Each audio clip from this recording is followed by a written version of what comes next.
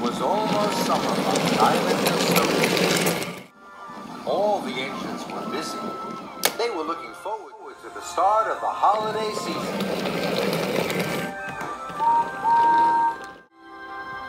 One morning, Sir Topham Hatt came to the sheds.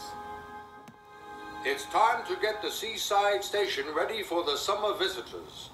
Thomas, you are to pick up the deck chairs and windbreaks and take them to the beach. Yes, sir, tooted Thomas. And he hurried off happily.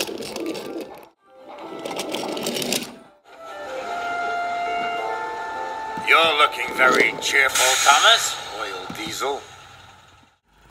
Thomas told Diesel all about his exciting job. Haven't you heard about the curse of the cliffs? Wailed Diesel. No, tooted Thomas nervously. Diesel snorted. Whenever the first engine of the holiday season goes around the headland, a terrible fog comes down over the cliffs. Thomas didn't like the sound of that at all. The engine loses its way, and nobody knows where it goes. Diesel chugged away, leaving Thomas very unhappy indeed. He wished that he didn't have to go to the beach after all. Thomas dragged his wheels slowly along the track. He was very worried. Finally, Thomas reached the supply shed. Workers had loaded his freight cars with windbreaks and deck chairs. Thomas puffed slowly on his way. He was thinking about the curse of the cliffs. Suddenly, he saw Harold the helicopter. Harold had bad news.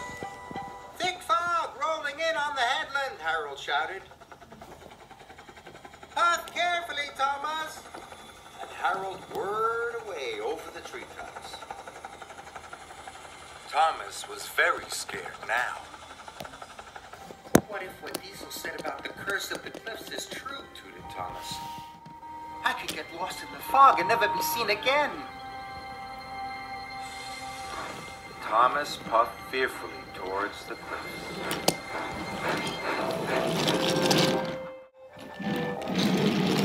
Thomas was approaching the tunnel when he saw Ben. Ben looked unhappy. "What's the matter?" asked Thomas kindly. "I was enjoying myself until I met Diesel," said Ben unhappily. "He told me a monster lives in the tunnel. Now I'm too scared to go through." "I'm sure Diesel can't be right about the monster," Thomas said. "Why don't I go into the tunnel first? Then you can follow me." Thomas puffed slowly into the tunnel. He heard a strange noise. Must be brave, he told himself. Thomas was determined not to show Ben he was frightened. He screwed up his courage and puffed slowly. Then the noise grew louder and louder. And suddenly Thomas saw two eyes peering at him. Now he knew that Diesel was right. "Bust my buffers," wished Thomas. "There is a monster." Thomas wanted to go back, but he couldn't. He had to help Ben. Must be brave, he chanted. Thomas had to go forward. But as the smoke started to clear, Thomas saw that the eyes weren't eyes at all. They were lights. And the thud, thud, thud wasn't a noise made by a monster. It came from a machine beside the track. It was a generator to power the lights. Then Thomas saw picks and he realized that workmen must be working there.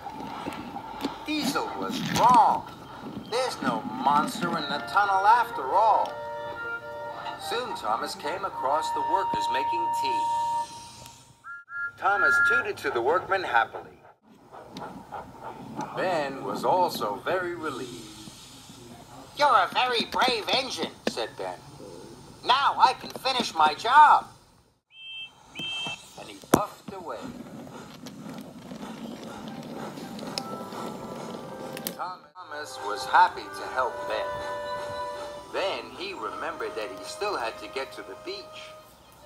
And he remembered Diesel's warning about the curse of the cliffs.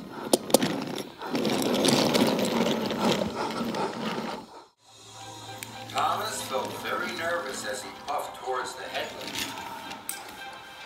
So nervous that he stopped.